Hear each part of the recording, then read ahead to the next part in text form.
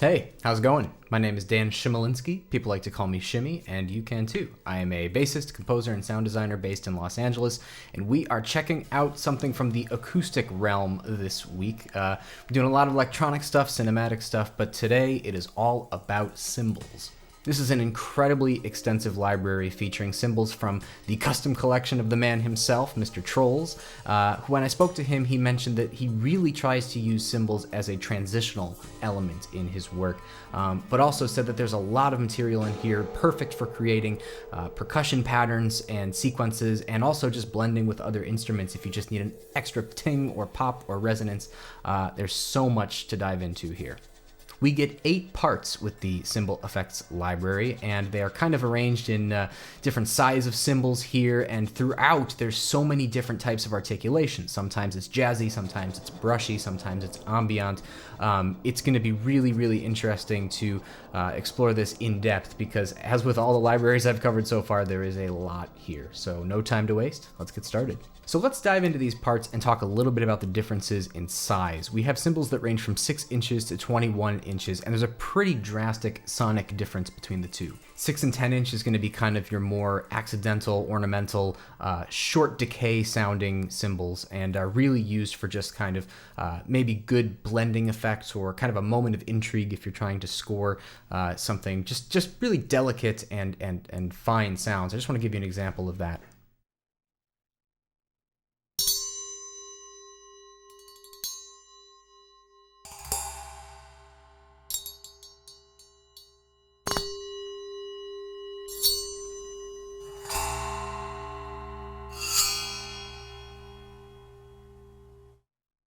So that's the lower end of the size spectrum, and as you can see, it's not a very long decay, not very washy, and a variety of different articulations here, which is kind of a theme throughout all of these parts.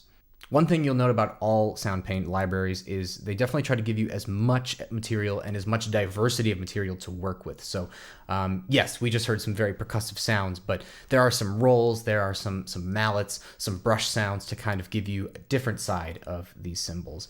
But let's jump to the very end and check out these 20 to 21 inch cymbals.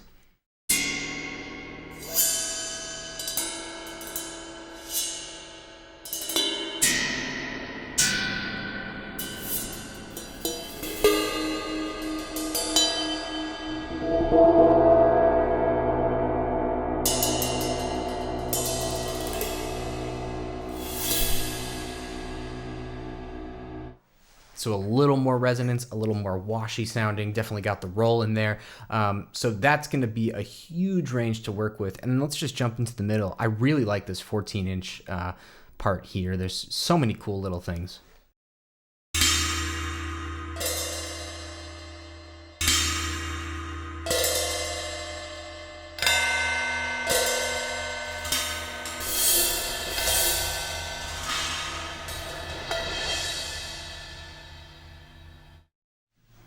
And obviously I'm just picking random notes, but that just gives you an idea of the variety here. I'll give you a straight rundown of one of these parts here. Let's check out the 15 and 16 inch, just so you can really understand the wide variety of sounds and articulations that come in each part.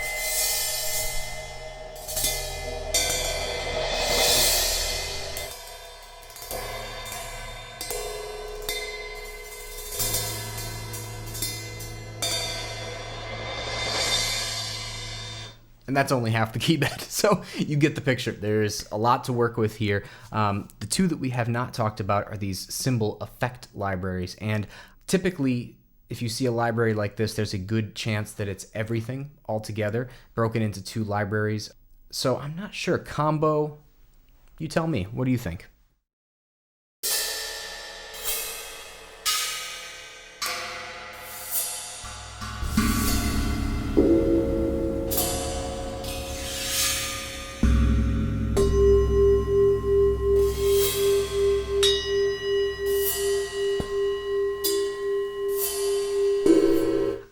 Different. I think they're different than the other libraries. I'm not sure. I'm sure there'll be a little drop down little thing here to tell you exactly what makes the combo libraries different from the other parts, but very, very cool. As you can tell, there is a ton to work with. And how do we use this? How do we use this from a sound design perspective, production perspective, scoring perspective? Well, think about the elements that exist in a cymbal hit. You have the articulation. So is it a soft hit? Is it a roll?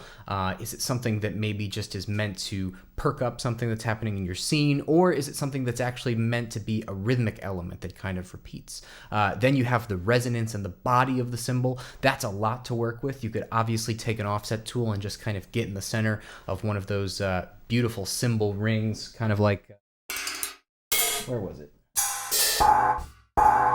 Like grabbing just that wash and doing something with that through a giant reverb. I mean, there's so much you can do. And as always, we can jump over to the program side of things to check out these parts in their finest forms. So let's do that. So there's quite a few programs here. I want to start with these ones up top that are labeled just kind of by the part name and our Troels programs here, TF. You can always check out the signature of the sound designer at the end of these programs. I actually have quite a few in here, and I was thinking it would be kind of fun to just go through some of mine at the end. I know we normally make one from scratch. Maybe we'll do that. No, I think I just want to kind of unpackage some of the ones that I've done. But these ones up front by Troels, I believe, are what he refers to as main parts. Anytime you see a program that is either labeled main or just the name of the part, it's typically put through some really tasteful EQ, perfectly dialed in reverb, and typically in the Matrix, yeah, you've got some action to kind of give maybe a swell to one of the EQ bands. So let's just check out one of these parts that we didn't check out before. I don't think we checked out 12 and 13. So let's do that.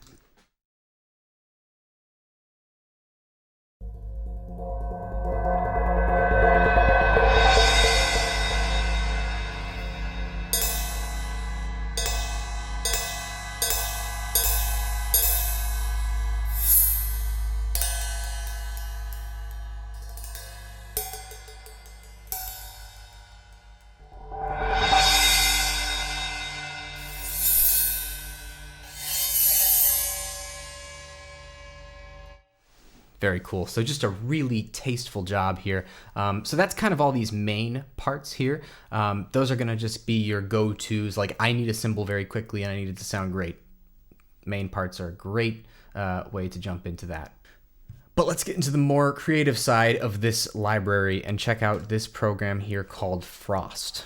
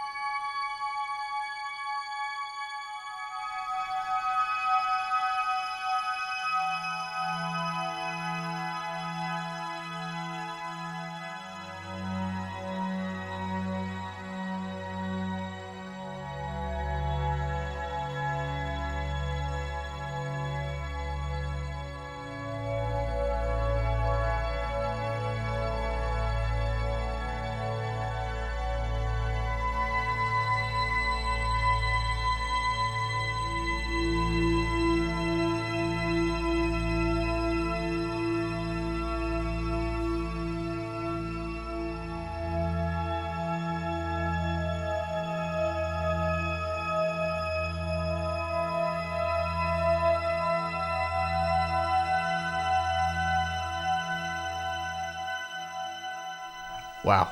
So let's talk about this up front because we're going to see it a lot. This is using one note stretch, and one of the most fun things to do in this library is to just go through and find a sound that resonates with you, find a sound that you particularly find beautiful, and stretch it across the whole keyboard. That gets us through a rain delay and then a shimmer reverb with, yes, some pitch shift stuff as well.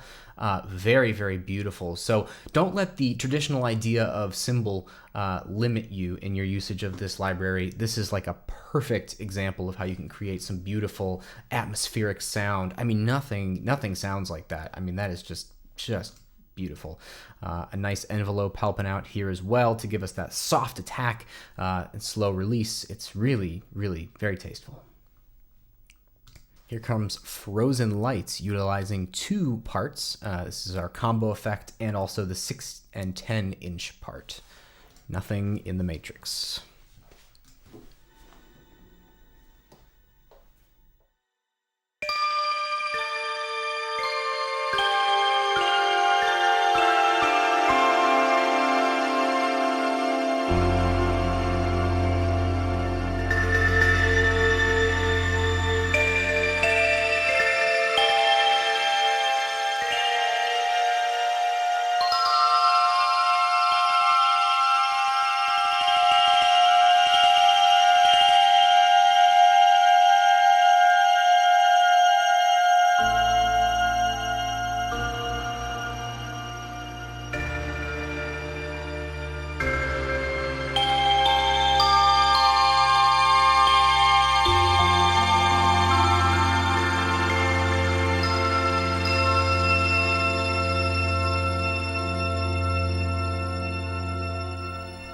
Wow.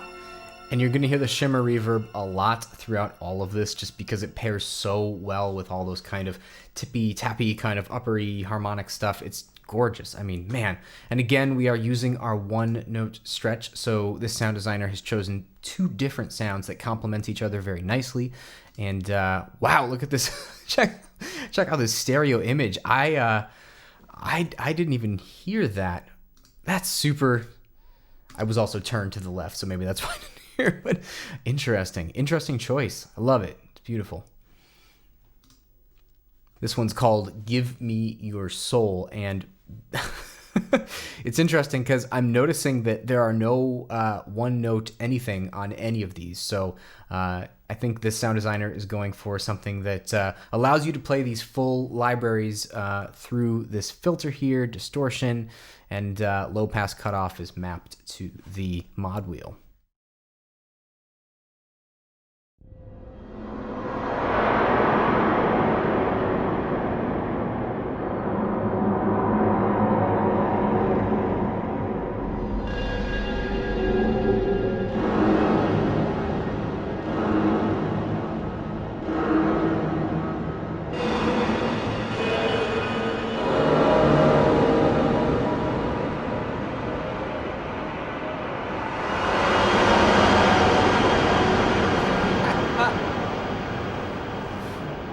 That's awesome. I love that. That is super, super cool. So going through a low pass filter into the beautiful analog distortion unit, full mix here, which is probably why it doesn't matter so much which specific notes you're playing in these libraries, but through a plate reverb, then a digital distortion, so even more, and then this EQ right on the end to give kind of a boost to the upper 4K and up range. That's awesome. Super atmospheric, super effective, and really transports you somewhere. Then we have 5 hits here, and I've kind of picked 2 of my favorites, but these are super awesome. One note same, I believe. Yes, one note same. So you're going to gather that there is kind of this idea of stacking parts and maybe using offsets or envelopes to create grand hits or just effects. And, you know, you are kind of reducing these parts to literally just 4 samples here, but it's super effective if you get 4 of them that complement each other really, really nicely and then put them through a series of effects. I love this approach to this library, and you should definitely try stuff like this. But here's hit 1.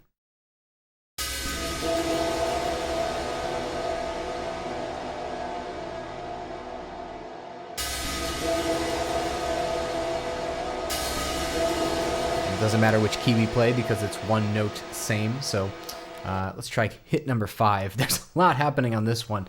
We've got morph LFO stuff here at 2 different rates. Tons of effects. This is a very complex sound, so but still utilizing one note same. But you're getting some life from the other stuff as well.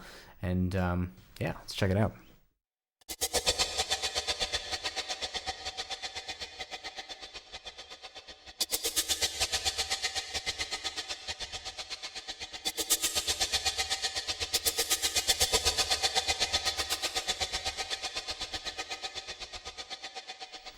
Really enjoying the use of the gate effect here to kind of chop up the sample. I'm super interested to hear what these parts sound like without the morph, because that's such a unique usage of it, and it really makes it feel alive. And you know, whenever you put these sounds into other sounds, they create all these artifacts that just make a more interesting timbre to me personally. But I'm pretty interested just to hear what the sounds sound like without this. Let me see if I can do that real quick. So just the first part. Oh, we'll take the gate off too, just for. Oh, well, let's take the effects off just so we can hear the core sound. Wow, it's just a cymbal roll. Let's check out the second part. Okay, we got a little bit of a brush, and then third part, we'll turn the morph off. Oh, that was third and fourth. There's third. And another roll. So really, really cool. That gate function does so much, but when you hear that initial hit, I hope that inspires you. It inspires me that you could come from just a couple cymbal rolls into this like very suspenseful rhythmic hit. That is super cool. Big fan of that. And likewise, we have some rhythms to go through here as well. As Troels said, as much of a transitional effect cymbals can be, they can also create rhythms on their own. And I've picked a couple of my favorites. This is rhythm 4.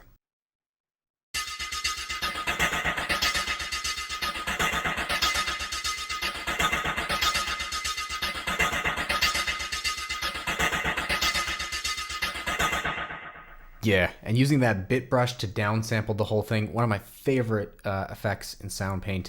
Very, very cool. And we have this kind of phaser sound going as well because the sample rate has an LFO that's super, super cool. I thought it was a phaser at first, and obviously the chorus is helping out as well.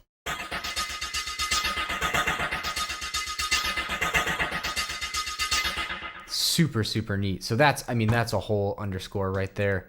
Let's check out 7.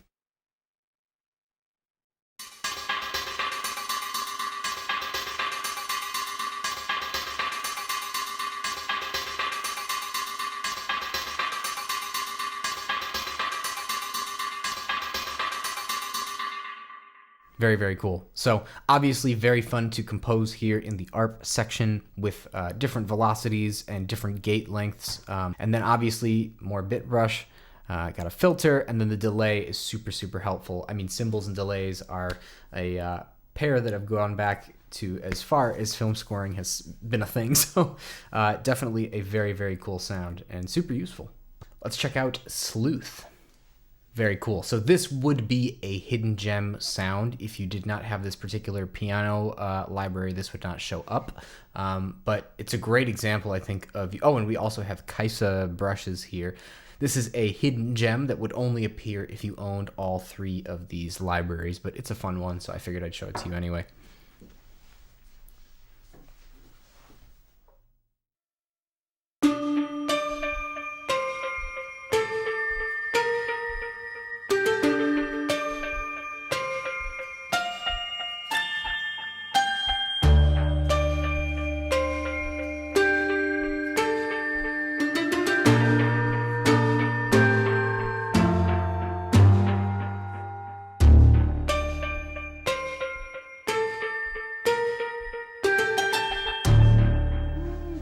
I love that bass hit, man. And that comes from the Kaisa library. That's super, super cool, man.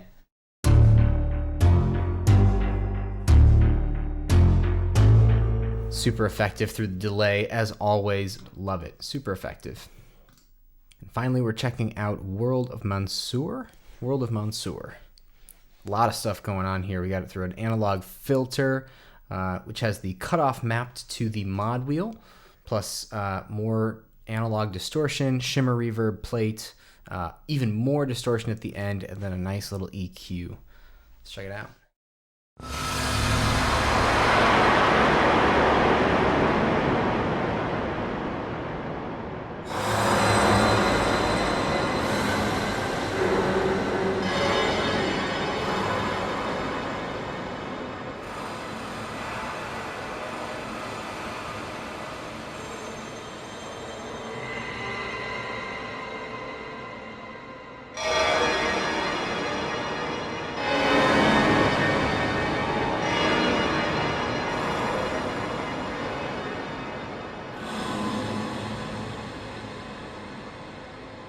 And once again, we are not utilizing any one-note stuff here. If you put it through enough processing, the analog distortion plus another distortion plus a shimmer reverb, it kind of all tends to be in the same ballpark. This is a really effective sound design tool of kind of just getting the general vibe of an atmosphere and putting it all in the same room, putting it all in the same processing chain to make something really, really effective. And it wasn't until I started playing through this library that I realized how much we hear cymbals in scores and sound effects. I mean, it's everywhere. So this is a must-have, I think, as I've gotten to the end of these programs here. But oh, and we didn't even touch the mod wheel. One second.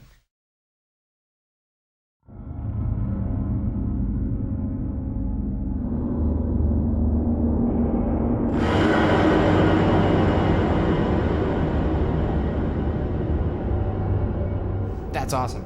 Woo. So you can get your dark and rumblies as well as your high and smokies. That's very, very cool. So at this point, I would normally create a sound from the bottom up, but I actually created 10 or so programs that are actually coming with this library, and I thought it would be fun to kind of just pick a couple and break them down and talk you through the process of how I got there, because I'm pretty pleased with them. And let's just start with this one here, Flashy Fifths.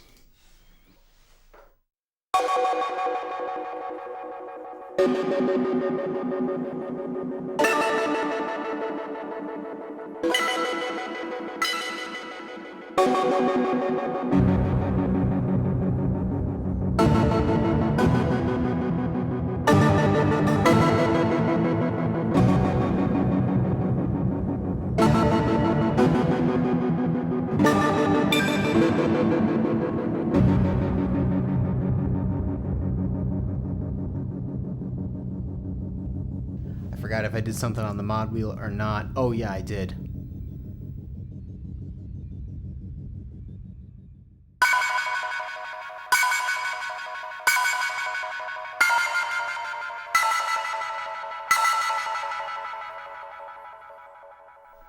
That good old Troels trick of mapping the mod wheel to one of the EQ bands. But that's a super fun one. I'm going to break it down for you now. So let's pull off these effects and just talk about this little trick here, which is a super fun one. This is a square wave LFO. And if you're not familiar with the LFOs or how they work or the difference between the wave shapes, basically what we're looking at here is a square wave, which means it's going to be basically two parameters that you assign via the range, right? So if I had these a little further apart, let's just break it down and just do part one.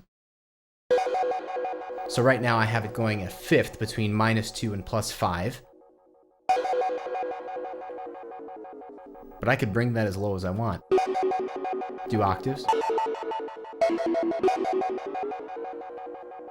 But I settle on a fifth, which is why it's called Flashy Fifths. The direction is basically choosing the where it's coming from, and I chose going up instead. The middle would be a little bit weird. I guess it actually sounds the same because it's a square wave.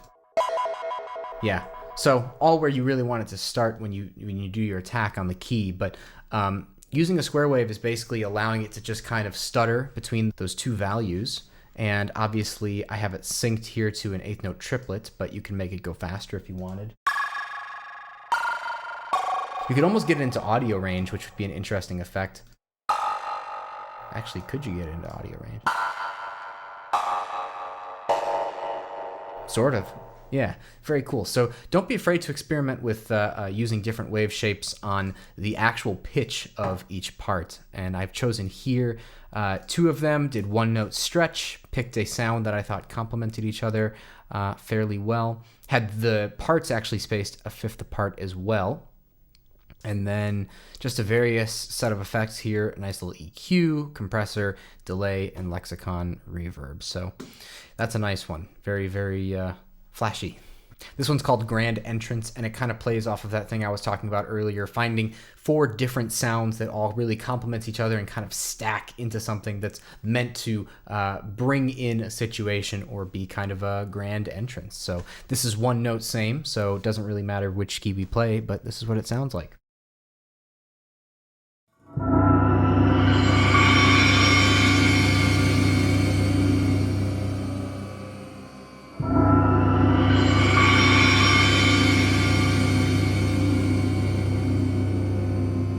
So each sound or each part is leading into the next in my goal here. I'm trying to find sounds that will play into one another. So that first one is a nice long roll. So that's going to be my starter. That's going to be something that's kind of defining my start point and my end point in my mind, is that like the climax of that roll is where I want all the other stuff to start to happen. So the second part is just a little bit of a roll into the roll. If you gather that, they work really nicely together. And this third part's kind of the gong sound that kind of gets things started.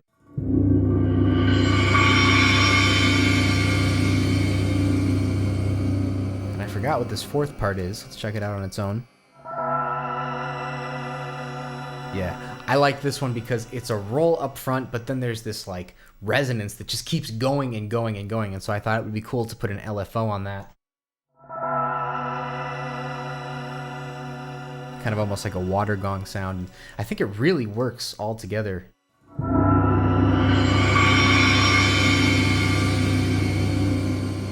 And obviously I've tuned them to things that make sense. And don't sleep on your per part panning stuff. Obviously for part 3 there's nothing, but part 1 I've got a hard left, part 2 I've got hard right, and nothing for these 2 guys. Yeah, I try to keep my bass tones and my lead tones, or the ones that I want to be most audible, in the middle, and then the sounds that are like sounds but maybe slightly different, I like to pan left, right. Here's another example. This is called Horror Swipe, and I tried to do something that sounded like a horror swipe. Basically, this is like all of the kind of scratchy sounds I could find in these various parts to create sort of a suspenseful, shocking scratch sound.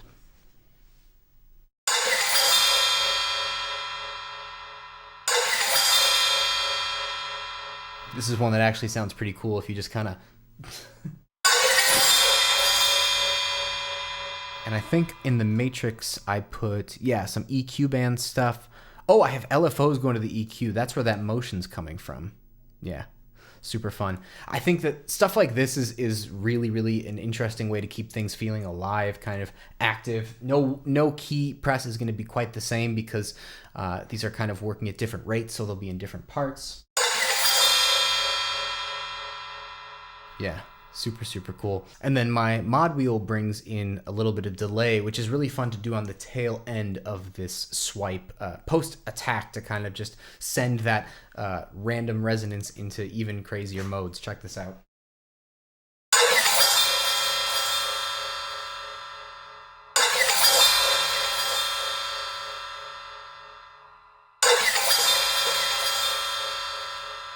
So getting some very cool left-right motion here, as well as also bringing up the reverb. This is going to be another one note same, kind of an intrigue moment is what I was going for. So just kind of a realization or a suspenseful thing. Again, one note same, going through an EQ, a digital delay, and also a Lexi reverb.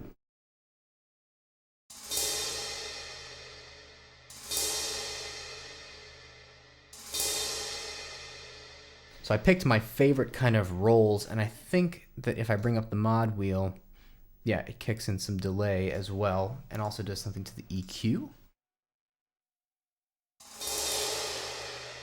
Ba-da-da. Yeah, very, very cool. And I forgot I did this. This also brings in an LFO on the size of the reverb, which is a really fun thing to play with. Always play with LFOs on the size of your effects because sometimes it can add some warping to it that gives a very interesting vibrato effect on just the resonance. Check it out.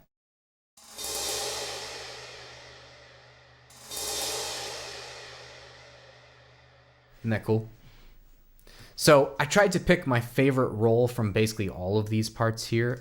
We can break it down, pull the effects off just so you can check it out. But this is my first one. Just kind of a introduction. And then I tried to time it using envelopes and offset so that that drum comes right as the part is kind of handing off from part 1 to part 2. And then part 3 is another roll that I felt like ended at the same point. So far I've got 3 parts here that are all very complementary. And then part 4 is the harshest one. It might not have a roll or as much of a distinct roll, but it definitely finishes it off well. And I felt that with these tools, I could kind of get everything to end in the same place. Have one big moment of realization. And you know me, I love my one key effects stuff, so I had to do a very pretty chord here. This is choosing the same sample of all of these parts. It's the one that I found to be the most resonant, the one that I found to be the most tonal, and I did one note stretch and tuned them all to various pitches to give me a nice natural swell. And I think I also have, some ADSR on the low pass filter here. So here is one key Spectral.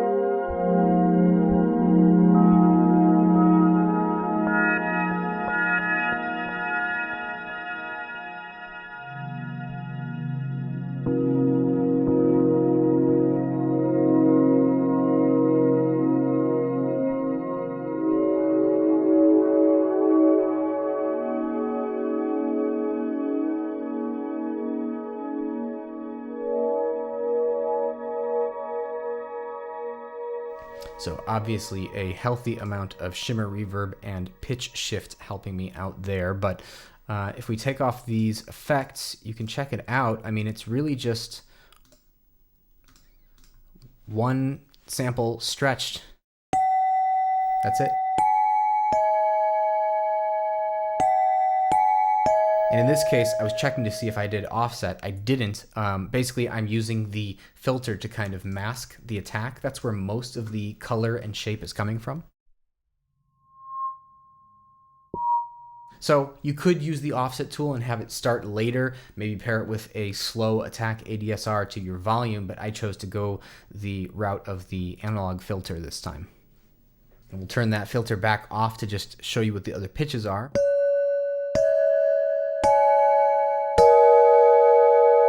So kind of a neat little chord there that sounds really, really nice. I mean, the shimmer reverb is the star of the show.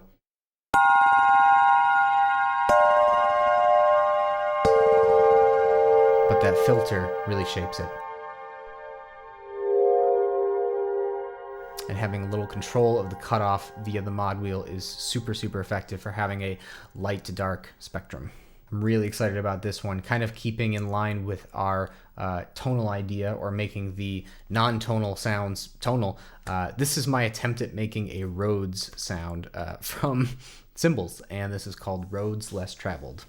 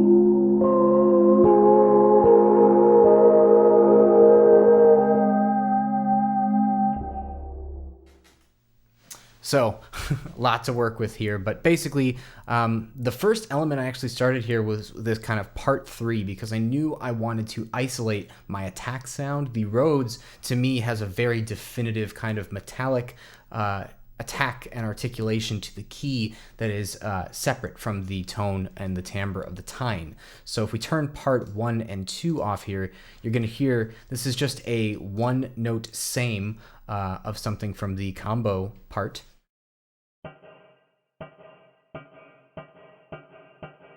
And I basically just grabbed one that kind of mimicked that kind of sound that I associate with the attack of a Rhodes, pitched it down somewhere where it could even be a little bit darker.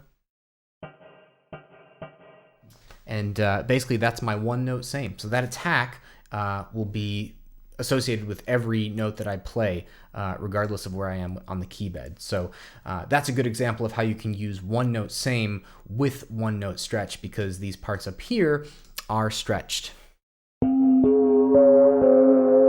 And let's just take all these effects off and hear what that core sample sounds like.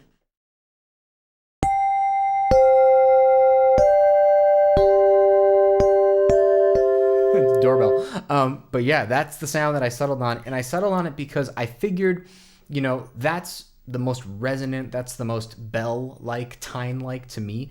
I knew if I filtered it down with the ladder filter here that I could get somewhere in the ballpark of a Rhodes. And then obviously phaser helps a lot too. A very slow rate just to kind of give a little bit of oscillation to it.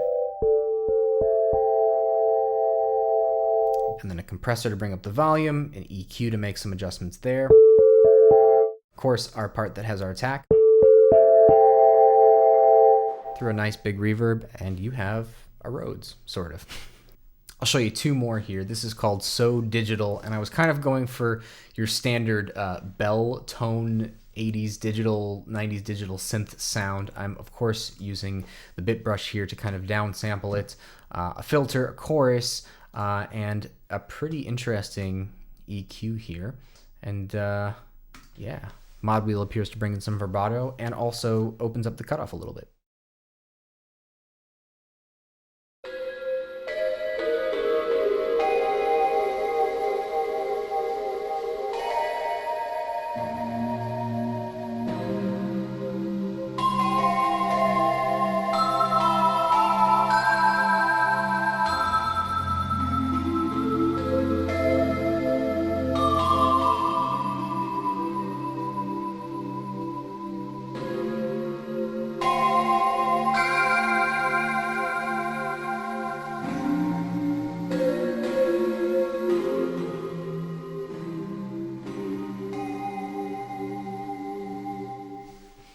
It's a fun one. It's a fun one.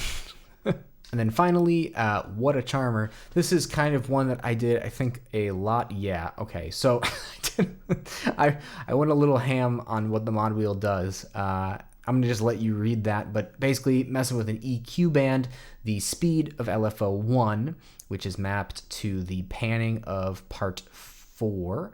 And then also tone, volume. I wanted the sound to change a lot. But I'll leave the EQ on the screen for now so you can see that motion. And also, yeah, there's a lot of panning stuff here as well. This was just kind of an interesting hit sound that I was going for. You can see I have one note stretch on part 1, 2, and 4, and one note same on 3. So probably doing something similar to the Rhodes, where I isolated 3 as my attack tone that I wanted to be consistent throughout this sound, and 1, 2, and 4 are a little more tonal.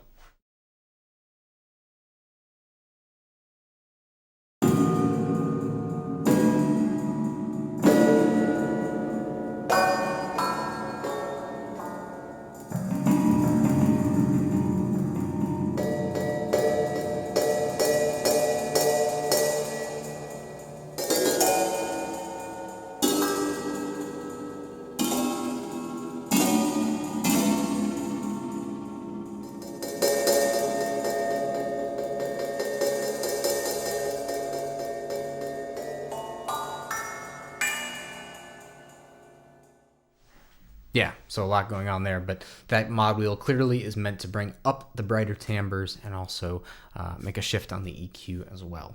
So that's a very quick look at a relatively deep library here. I mean, we are really just scratching the surface of cymbal effects. Whether you're looking for just specifically cymbal sounds that sound really good and just you want a ton of variety and hundreds on hundreds of samples and articulations and velocity sensitive stuff, this is a great library for that. Or it's really interesting for creating these one note, one sound mega hits, mega swells, mega transitions, mega underscores if you put something in the ARP section. But this is a must have, I think, if you're into scoring or you're trying to create some kind of transportation to another place, or you're trying to bring a viewer or listener in with a little bit of excitement, a little bit of percussion magic. This is such a great library, and thanks so much for exploring it with me today. I do hope you get this one, and when you do, tag me in how you're using it. I'm always online trying to see how Soundpaint's being used. So this is a really versatile library, and it's a lot of fun, and I hope you enjoy it just as much as I do. So thanks so much. See you next time. This is Shimmy, signing out. Take care.